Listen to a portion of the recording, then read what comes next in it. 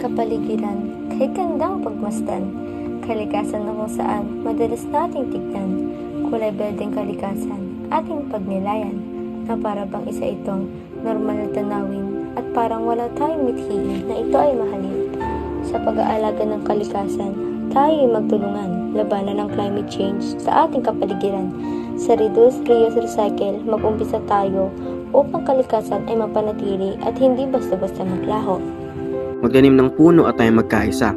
Lungsod o bukid, ito'y sa lahat sa atin ay napakahalaga. Paggamit ng solar panels, ito ay epektibo.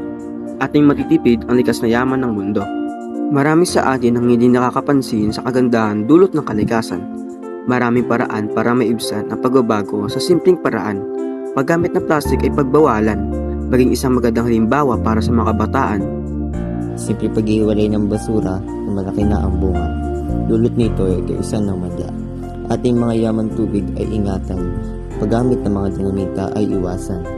Pagputol ng mga puno at ating waksan dahil ating mga kabundukan ay lubos na naapektuhan. Pagtapon ng basura sa tamang lagayan ay ugaliin upang ating kalikasan ay luminis din. Dahil sa mga bagyo, baha, tagtuyot, ating komunidad ay nabalot sa takot. Dahil sa pag-asawalong bahala, madaming nahihirapan. Mga pangunahing supply ng pagkain ay muntong sa kakulangan dahil sa ating kapabayaan.